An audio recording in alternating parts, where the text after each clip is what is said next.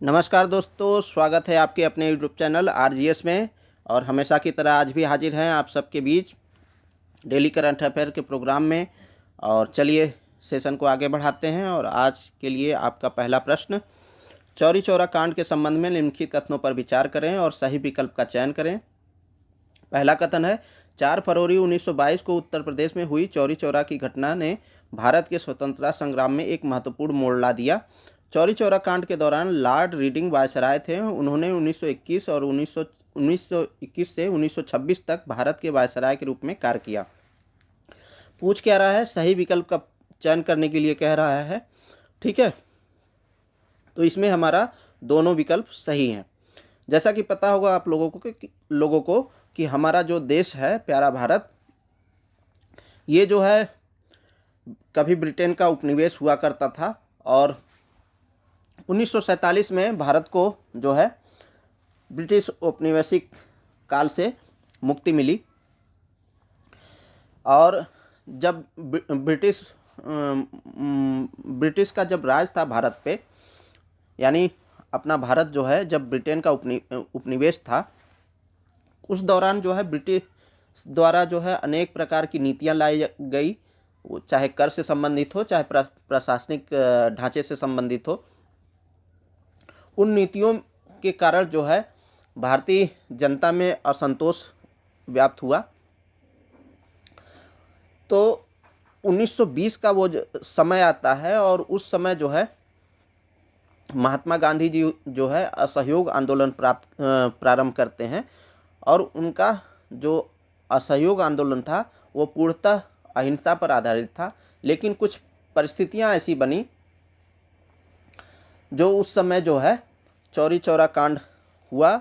और वर्तमान में ये गोरखपुर के पास पड़ता है चौरी चौरा।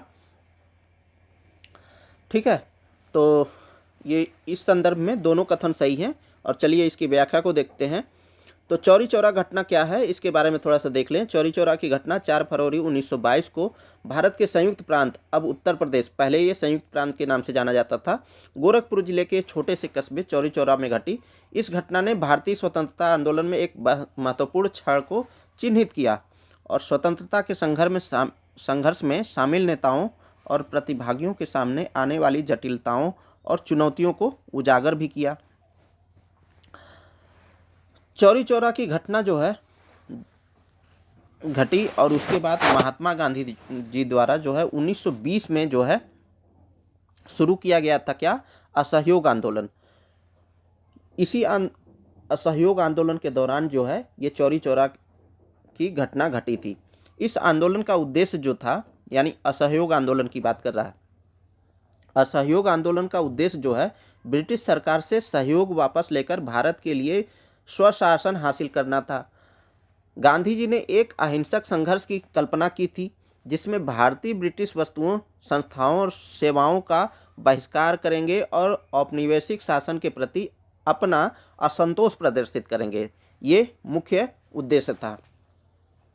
1922 तक आंदोलन ने महत्वपूर्ण गति पकड़ ली थी, लेकिन ब्रिटिश अधिकारियों की दमनकारी कार्रवाइयों और भारतीय जनता की भावुक प्रतिक्रिया के कारण तनाव भी बढ़ रहा था।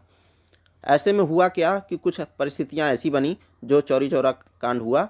और हुआ क्या उस समय कि पुलिस द्वारा गोलीबारी की गई। इससे जो है गोलीबारी से जो है वहाँ पर जो प्रदर्शनकारी थे उसमें 3 भारतीयों की मृत्यु भी हो गई।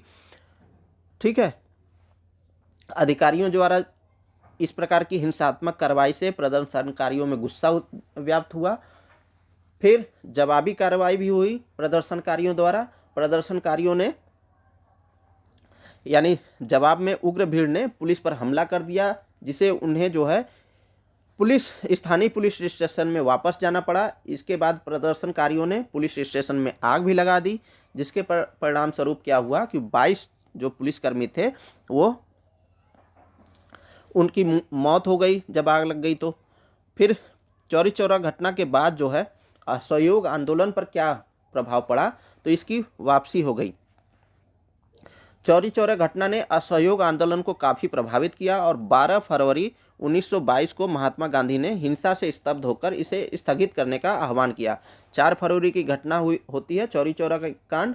ठीक है, उस दौरान जो है जब ये गतिविधि होती है चौरी चौरा वाला कांड, तो ब्रिटिश जो सरकार थी वो भारतीयों पर ज़्यादा ज़्यादती करने लगी। तो गांधी जी ने जब देखा कि हिंसा ज़्यादा बढ़ रहा है तो उनका मानना था कि जो है इसे वापस ले लेना ही उचित होगा, और इसे वापस लेकर के गांधी जी जो है रचनात्मक कार्यों में लग गए। उनका मानना था कि संघर्ष विराम संघर्ष जो है उनका मूल्य उद्देश्य था कि जब भी कोई ऐसी गतिविधि हो तो आंदोलन लंबे समय तक नहीं खींचा जा सकता और अहिंसा नहीं करना है किसी भी स्थिति में। तो 1922 को महात्मा गांधी ने, यानी 12 फरवरी 1922 को महात्मा गांधी ने हिंसा से स्तब्ध होकर इसे स्थगित करने का आह्वान किया, क्योंकि उनका मानना था कि लोगों को अनुशासित सत्याग्रह के लिए और अधिक तैयारी की आवश्यकता है। इस निर्णय ने भारतीय राष्ट्रीय कांग्रेस को विभाजित भी कर दिया, जिससे जवाहरलाल नेहरू जैसे नेता आश्चर्यचकित रह गए, क्योंकि नागरिक प्रतिरोध ने उनकी स्थिति को मजबूत कर दिया था। जवाब में मोतीलाल नेहरू और CR दास जी ने अपनी निराशा व्यक्त की और स्वराज पार्टी का गठन भी किया। चलिए आज का दूसरा प्रश्न, हाल ही में ब्रांड फाइनेंस की IT सेवा रैंकिंग 2025 में किसे वैश्विक स्तर पर दूसरा स्थान मिला है? तो टाटा कंसल्टेंसी सर्विसेज यानी TCS को दूसरा स्थान मिला है, वैश्विक स्तर की बात हो रही है। 2025 की ब्रांड फाइनेंस ग्लोबल 500 रिपोर्ट के अनुसार टाटा समूह ने 31.6 बिलियन अमेरिकी डॉलर के ब्रांड मूल्य के साथ भारत का सबसे मूल्यवान ब्रांड बनने की स्थिति मजबूत कर ली है। यानी भारत में TCS सबसे मूल्यवान ब्रांड है, लेकिन वैश्विक स्तर पर दूसरे स्थान पर है, जो पिछले वर्ष की तुलना में 10% अधिक है। यह पहली बार है जब किसी भारतीय ब्रांड ने 30 बिलियन अमेरिकी डॉलर का आंकड़ा पार कर लिया है। वैश्विक स्तर पर एप्पल जो है 574.5 बिलियन अमेरिकी डॉलर ब्रांड मूल्य के साथ अपनी बढ़त बनाए हुए है। टाटा समूह की निरंतर वृद्धि हो रही है। दुनिया के शीर्ष 100 ब्रांड में से 60वें स्थान पर टाटा समूह ने अपनी AAA ब्रांड ताकत रेटिंग को बनाए रखा है। यह प्रदर्शन समूह के विविधीकृत व्यवसाय मॉडल और बदलते बाजार की परिस्थितियों के अनुकूलन क्षमता को दर्शाता है। वैश्विक मंच पर भारतीय ब्रांड्स की प्रगति जो है रिपोर्ट में अन्य भारतीय ब्रांड की उल्लेखनीय प्रगति को भी रेखांकित किया गया है। इन्फोसिस ब्रांड मूल्य में 15% वृद्धि के साथ 16.3 बिलियन अमेरिकी डॉलर पर पहुंच गया है और वैश्विक स्तर पर 132वें स्थान पर है इन्फोसिस। पिछले 5 वर्षों में IT सेवा ब्रांड में इन्फोसिस की वार्षिक वृद्धि दर जो है 18% से सबसे तेज रही है।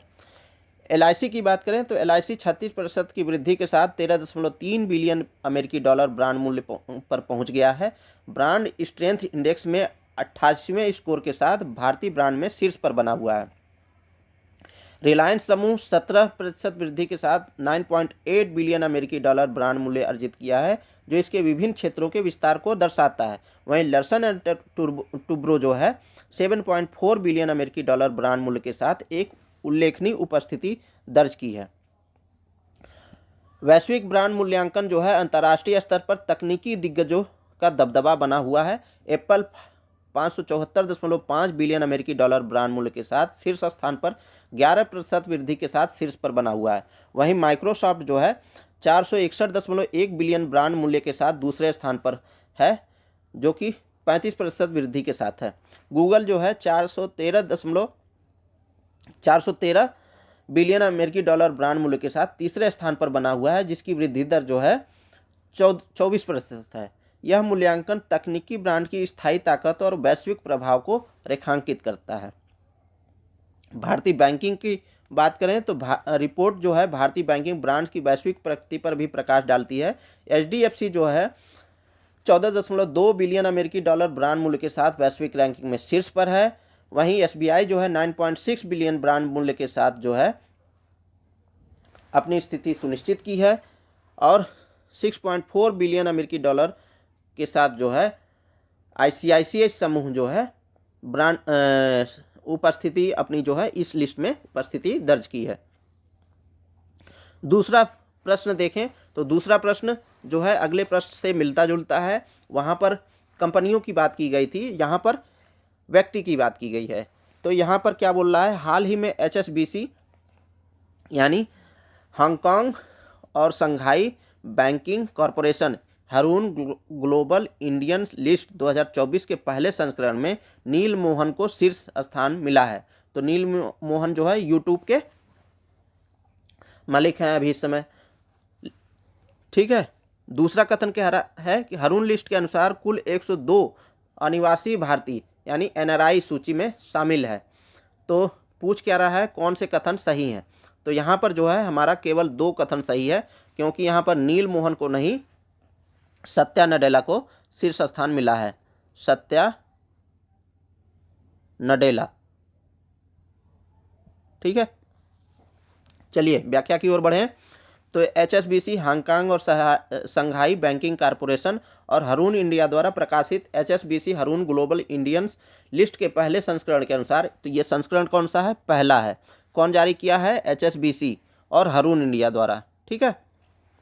माइक्रोसॉफ्ट के चेयरमैन और मुख्य कार्यकारी अधिकारी यानी chief executive officer CEO Satya Nadella ने 3146 बिलियन अमेरिकी डॉलर मूल्य की कंपनी के साथ शीर्ष स्थान हासिल किया है। तो माइक्रोसॉफ्ट के चेयरमैन हैं और CEO हैं कौन, सत्या नडेला जी, ठीक है, वो शीर्ष स्थान पर बने हुए हैं। अल्फ़ाबेट के CEO जो है सुंदर पिचई हैं जो 2107 बिलियन अमेरिकी डॉलर, और यूट्यूब के CEO नील मोहन जो है 455 बिलियन अमेरिकी डॉलर के साथ क्रमशः दूसरे और तीसरे स्थान पर बने हुए हैं। शीर्ष 10 व्यक्तियों का संयुक्त मूल्य जो है सूची के कुल संयुक्त मूल्य के 73% के बराबर है। उल्लेखनीय रूप से सूची में 5 कंपनियां सॉफ्टवेयर और सेवा क्षेत्र से संबंधित हैं। हारून लिस्ट के अनुसार जो है 102 अनिवासी भारतीय यानी NRI सूची में शामिल हैं। रिपोर्ट से पता चला है कि सूची में शामिल 79% लोग संयुक्त राज्य अमेरिका में रहते हैं। उसके बाद 5% लोग जो है यूनाइटेड किंगडम में रहते हैं और 4% लोग जो है संयुक्त अरब अमीरात में रहते हैं। पसंदीदा शहरों के मामले में जो सैन फ्रांसिस्को है इस सूची में सबसे टॉप पर है। तो शहर के मामले में सैन फ्रांसिस्को है जिसकी कट ऑफ 1 बिलियन अमेरिकी डॉलर है। इसके बाद न्यूयॉर्क और पालो आल्टो जो कैलिफोर्निया में अवस्थित है उसका नंबर आता है। अन्य प्रमुख शहरों में लंदन 8 प्रवेशकर्ता शामिल है, जबकि दुबई 6 प्रवेशकों के साथ मध्य पूर्व में सबसे आगे है। तो मध्य पूर्व में कौन सबसे आगे है, दुबई है। आर्सेलर मित्तल जो है चेयरमैन जो है मित्तल फैमिली के हैं, 1,84,000 करोड़ रुपए HSBC हारून ग्लोबल इंडियन लिस्ट NRI में शीर्ष पर है। तो NRI में आर्सेलर मित्तल जो है, जो मित्तल फैमिली के चेयरमैन हैं, ठीक है, वो शीर्ष पर बने हैं। इसके बाद गोपीचंद हिंदुजा सेकेंड नंबर पर है NRI मामले में। वहीं अनिल अग्रवाल जो है तीसरे नंबर पर बने हुए हैं। HSBC हारून ग्लोबल इंडियन लिस्ट 2024 भारतीय मूल के नेताओं के नेतृत्व वाली दुनिया की 200 सबसे मूल्यवान कंपनियों की रैंकिंग जारी करती है।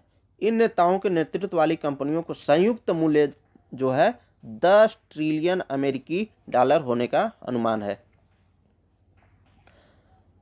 अगला प्रश्न देख लें। तो हाल ही में भारतीय समाचार पत्र दिवस 25 जो है 29 जनवरी को मनाया गया। तो ये कथन तो सही है, 29 जनवरी को ही जो है भारतीय समाचार पत्र दिवस मनाया जाता है। भारतीय प्रेस परिषद PCI 1966 में भारतीय प्रेस परिषद अधिनियम 1965 के तहत एक स्वायत्त निकाय है। तो क्या एक स्वायत्त निकाय है? तो जी हाँ, एक स्वायत्त निकाय है। तो पूछ क्या रहा है, गलत पूछ रहा है। इसमें से कौन से कथन गलत हैं? तो ना तो एक गलत है ना ही 2 गलत है। चलिए इसकी व्याख्या को देखें, और व्याख्या से पहले आपको बताना चाहूँगा कि लोकतंत्र का चौथा स्तंभ जो है मीडिया को माना जाता है, ठीक है। लेकिन आज के दौर में मीडिया किस तरीके से अपनी लोकतांत्रिक व्यवस्था को मजबूत बनाने में अपना योगदान दे रही है, आप लोग भली भांति परिचित होंगे। कमेंट बॉक्स में बताइएगा आप लोग कि विश्व प्रेस स्वतंत्रता सूचकांक में जो है भारत की रैंकिंग कितनी थी इस बार, ठीक है। चलिए आगे बढ़ते हैं। भारतीय समाचार पत्र दिवस प्रतिवर्ष जो है 29 जनवरी को मनाया जाता है। इसे राष्ट्रीय समाचार पत्र दिवस के नाम से भी जाना जाता है। यह दिन जो है पूर्व स्वतंत्रता युग में पहले समाचार पत्र के प्रकाशन की स्मृति में मनाया जाता है और पत्रकारिता की लोकतांत्रिक भूमिका को रेखांकित करता है। इसका उद्देश्य नागरिकों को समाचार पत्र पढ़ने की आदत को प्रोत्साहित करना है और उन्हें सामाजिक राजनीतिक मामलों से अवगत भी कराना है। भारतीय समाचार पत्र दिवस की उत्पत्ति 29 जनवरी 1980 को हुई, जब जेम्स अगस्ट हिक्की ने भारत का पहला मुद्रित समाचार पत्र हिक्कीज बंगाल गजट प्रकाशित कराया। इसे कलकत्ता जनरल एडवर्टाइजर के नाम से भी जाना जाता है। ब्रिटिश शासन के दौरान कोलकाता जो है तत्कालीन कलकत्ता से शुरू हुए इस साप्ताहिक अखबार ने भारत में पत्रकारिता के नए युग की शुरुआत भी की थी। हिक्कीज बंगाल गजट का बंद होना, ये अखबार बंद भी हुआ था। यह अखबार अपने निडर और ब्रिटिश प्रशासन की आलोचनात्मक रिपोर्टिंग के लिए प्रसिद्ध हुआ था। विशेष रूप से गवर्नर जनरल वारेन हेस्टिंग के खिलाफ इसके आलोचनात्मक दृष्टिकोण ने ब्रिटिश सरकार को नाराज कर दिया था। इसके परिणाम स्वरूप 1782 में इस समाचार पत्र को बंद कर दिया था। 1980 में शुरू हुआ और 82 में बंद कर दिया गया। बावजूद इसके यह समाचार भारतीय पत्रकारिता की नींव रखने में अपनी ऐतिहासिक भूमिका निभा चुका था। भारतीय समाचार पत्र दिवस पर महत्व, ये का महत्व होगा, कर नहीं, ठीक है। का महत्व क्या है? पत्रकारिता विरासत को सम्मान देना। जो भी पत्रकारिता है, ऐसा नहीं है सारे पत्रकार जो है ऐसे ही हैं, कुछ अच्छे भी हैं, ताकि तभी जो है देश चल रहा है। तो यह दिन भारतीय पत्रकारिता की समृद्ध विरासत को सम्मान देने के लिए मनाया जाता है। समाचार पत्रों ने स्वतंत्रता संग्राम से लेकर लोकतंत्र की स्थापना तक जनता की आवाज़ बुलंद करने और सत्ता को जवाबदेह बनाने में अहम भूमिका निभाई है, ठीक है।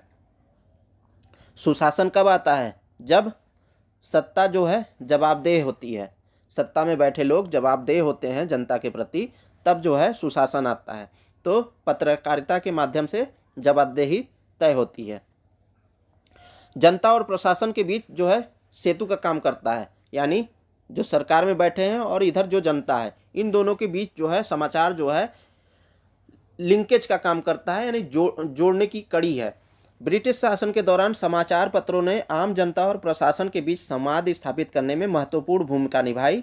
हिक्कीज बंगाल गजट और अन्य समाचार पत्रों ने गरीबों और हाशिए पर रहने वाले समुदायों के अधिकारों की वकालत की, जिससे वे सामाजिक परिवर्तन का एक सशक्त माध्यम बने। पत्रकारिता का और मुख्य क्या उद्देश्य है? सूचित निर्णय लेने की प्रवृत्ति को बढ़ाना। आज के डिजिटल युग में जहां जानकारी छोटी छोटी खबरों और सोशल मीडिया के माध्यम से मिलती है, भारतीय समाचार पत्र दिवस गहन और तथ्यात्मक पढ़ाई को प्रोत्साहित करता है। सब कुछ जो है डिजिटल माध्यम से न देखें, समाचार पत्रों के माध्यम से भी देखें। समाचार पत्र नागरिकों को सही निर्णय लेने, लोकतांत्रिक मूल्यों को बनाए रखने और समाज को सूचित करने में मदद करते हैं। साथ ही साथ मतलब सरकार की जो भी नीतियां हैं उसके सही फैसलों को या उसके सही चीज़ों को जनता तक पहुंचाने का भी कष्ट करें। साथ ही साथ उन नीतियों में जो भी खामियां हैं उसे भी सरकार के सामने उजागर करने का कार्य करें, तभी जो है लोकतंत्र की नींव मजबूत होगी। भारतीय समाचार पत्रों के विकास की बात करें तो ब्रिटिश शासन के दौरान प्रारंभिक समाचार पत्र हिक्कीज बंगाल गजट के बंद होने के बाद भारत में कई अन्य समाचार प्रकाशित हुए हैं, जिसमें प्रमुख थे the Bengal general, Madras courier, Bombay herald. कुछ और समाचार पत्र भी हैं जिसे जानना चाहिए। अमृत बाजार पत्रिका जो 1868 में शुरू हुई थी, यह बंगाली साप्ताहिक था। लेकिन इस बाद में यह एक प्रमुख अंग्रेजी भाषा का समाचार बन गया। यह ब्रिटिश नीतियों की तीखी आलोचना के लिए जाना जाता था और इसने जनमत को संगठित करने में महत्वपूर्ण भूमिका निभाई थी। तो अमृत बाजार पत्रिका जो है 1868 में शुरू किया गया था। पहले यह बंगाली साप्ताहिक पत्र था, लेकिन बाद में यह अंग्रेजी भाषा का समाचार पत्र बन गया। केसरी और मराठा, बाल गंगाधर तिलक जी के बारे में आप सुने होंगे। तो मराठा किस भाषा में था और केसरी किस भाषा में था, ये आप लोग बताइएगा। मराठा मराठी में नहीं था और केसरी जो है क्या है वो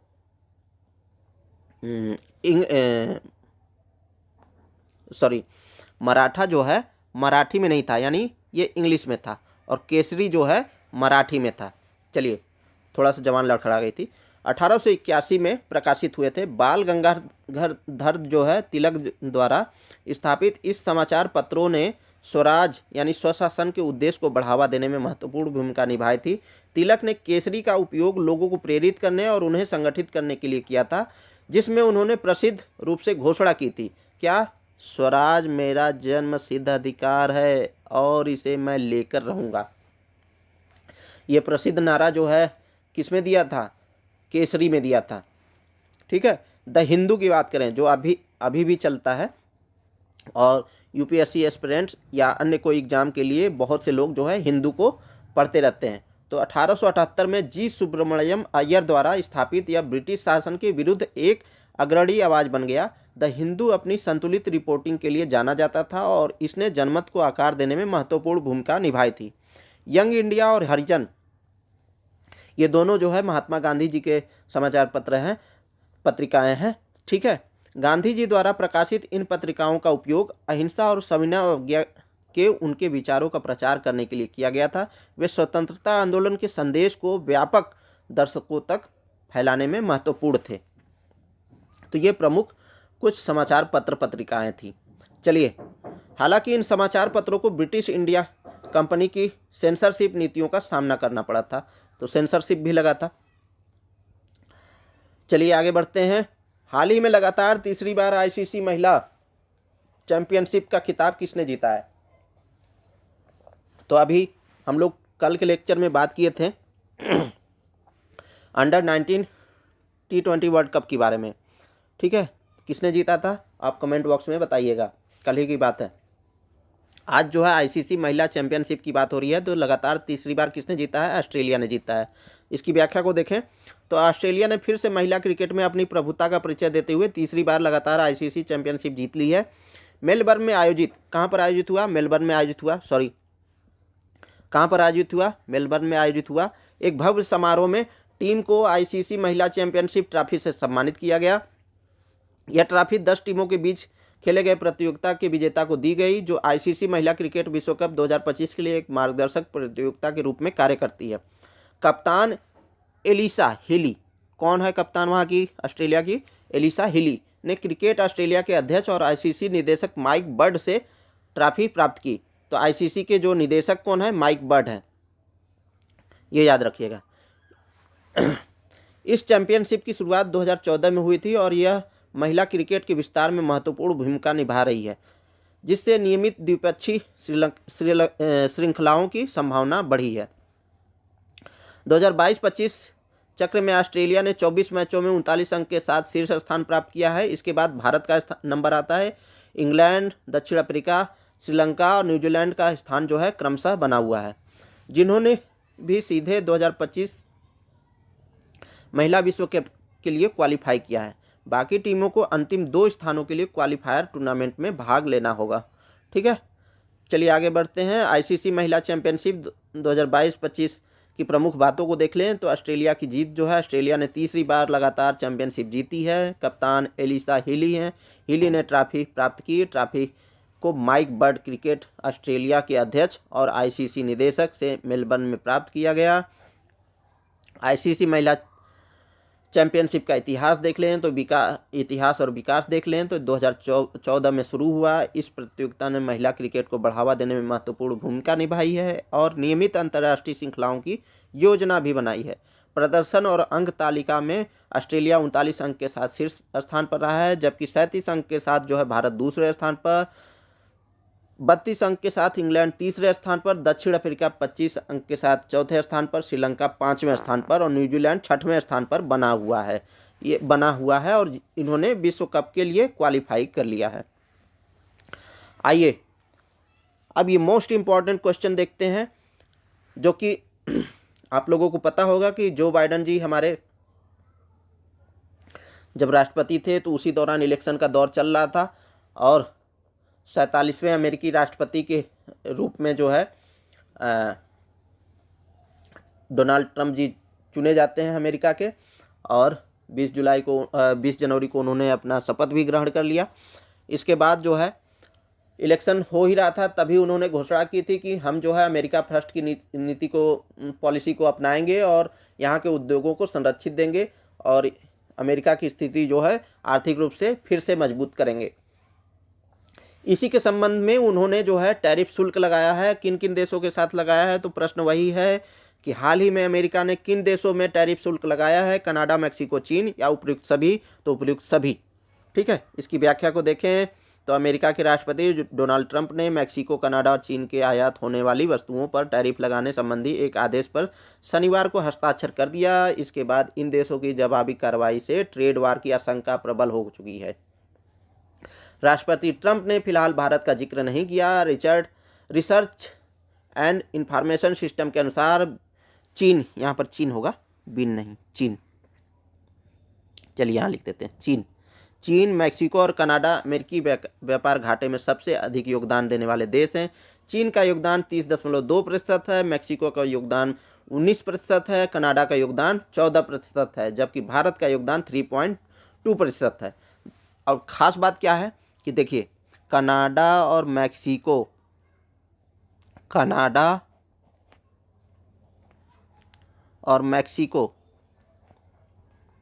इन दोनों पर तो 25% का टैरिफ लगाया। 25% ही ना, देख लेते हैं एक बार। हाँ, 25% का ही टैरिफ लगाया है, लेकिन सॉरी,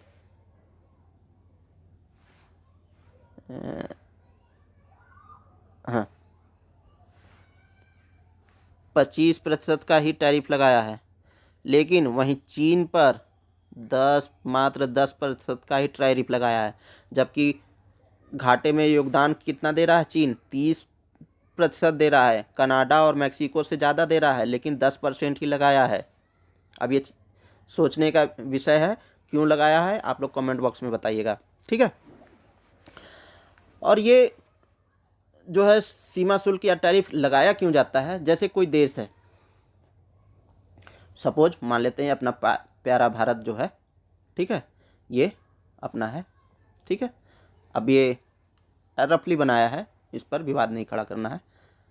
अब क्या है कि यहाँ पर भी कुछ छोटे छोटे उद्योग लगे हुए हैं, कुछ लार्ज उद्योग लगे हैं, इंडस्ट्री लगे हुए हैं।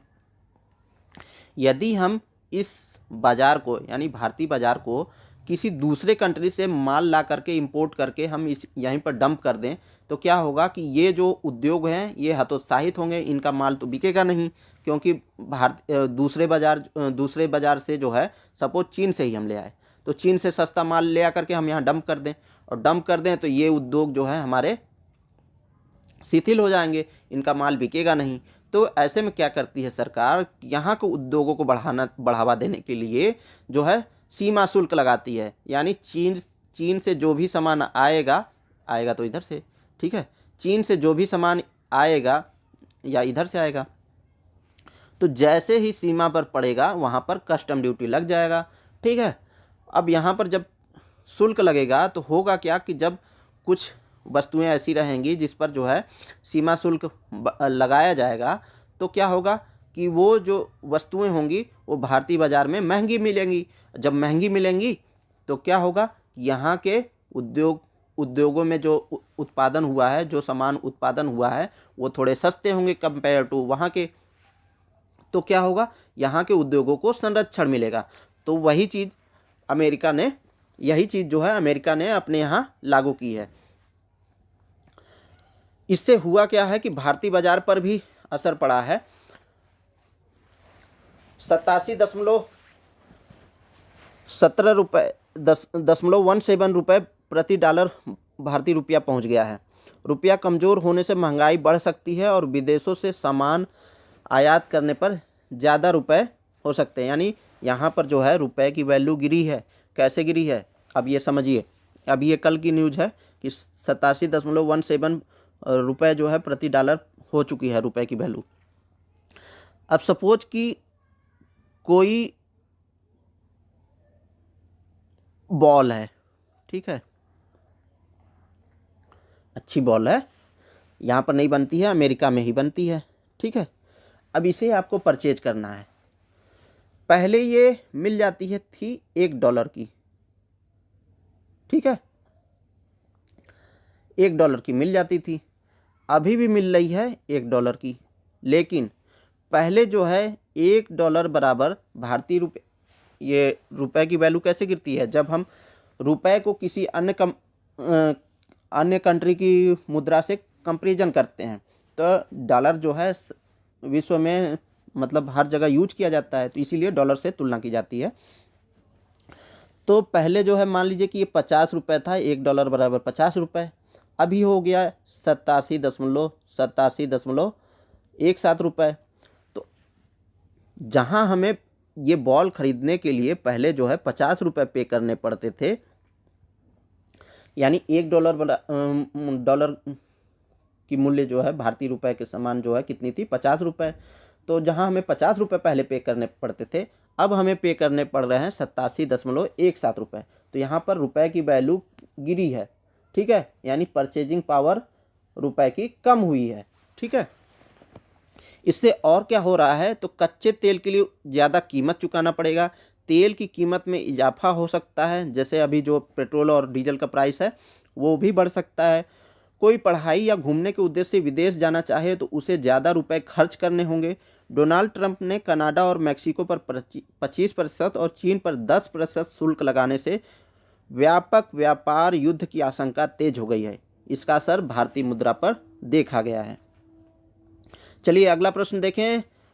पुरुष हॉकी इंडिया लीग 2024-25 का खिताब किसने जीता है, तो बंगाल टाइगर्स ने जीता है। चलते हैं व्याख्या की ओर। रांची राड़ बंगाल टाइगर्स का पूरा नाम है। ये हुआ क्या था, ये आयोजन राउरकेला उड़ीसा में हुआ था। कहाँ पर, बिरसा मुंडा अंतर्राष्ट्रीय हॉकी स्टेडियम में हुआ था। हैदराबाद तूफान को 4-3 से हराकर छठी पुरुष हॉकी इंडिया लीग 2024-25 का जो है खिताब किसने जीता, तो जीता है रांची राड़ बंगाल टाइगर्स ने। इस खेल का आयोजन जो है शुरुआत जो हुआ था 2013 में हुआ था और 2013 से 17 तक लगातार चला था। 2013, 2014, 2015, 2016, 2017, 5 बार लगातार चले। फिर उसके बाद बंद हो गया। अब आया है 2024 और 25 का समय, तब ये 6वीं बार आयोजित किया जा रहा है, ठीक है। चलिए, तो किसने जीता है, बंगाल टाइगर्स ने जीता है। भारत ने ग्लोबल फायर पावर इंडेक्स 2025 में कौन सा स्थान प्राप्त किया है, पहला, दूसरा, तीसरा, चौथा। तो भारत ने ग्लोबल फायर पावर इंडेक्स 2025 में कौन सा स्थान प्राप्त किया है, चौथा स्थान प्राप्त किया है। असल में ये क्या है, ग्लोबल फायर पावर इंडेक्स जो है किसी देश की जो है सैनिक क्षमता को दर्शाता है, उसकी दक्षता को दर्शाता है, कितनी उसके पास सैन्य बल है और वो कितना मजबूत है सैन्य रूप से। चलिए इसकी व्याख्या को देखें। तो भारत ने ग्लोबल फायर पावर इंडेक्स 2025 में चौथा स्थान हासिल किया है, जो इसकी बढ़ती सैन्य ताकत को दर्शाता है। अभी बजट जब पेश हुआ तो उसमें भी सबसे ज़्यादा जो है आवंटन जो है रक्षा क्षेत्र में ही किया गया है।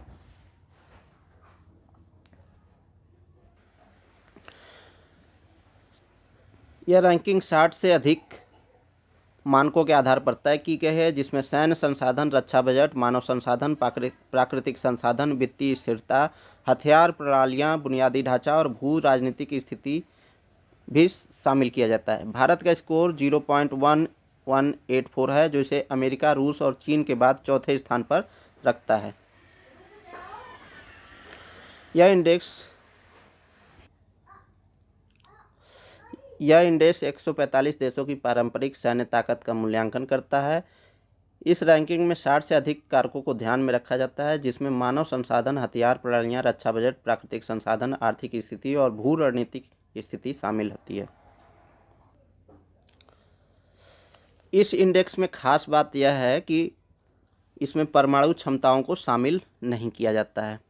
संयुक्त राज्य अमेरिका इस इंडेक्स में पहले स्थान पर है। इसमें रूस और चीन क्रमशः दूसरे और तीसरे स्थान पर हैं। पाकिस्तान जो है 2024 में 9वें स्थान पर था, जो अब 12वें स्थान पर आ गया है। तो आज के लिए बस इतना ही। बहुत बहुत धन्यवाद आप सभी लोगों का चैनल के साथ जुड़ने के लिए। और वीडियो अच्छा लगा हो तो और भी लोगों तक शेयर कीजिए, सब्सक्राइब कीजिए। मिलते हैं नेक्स्ट वीडियो में, तब तक के लिए धन्यवाद। जय हिंद।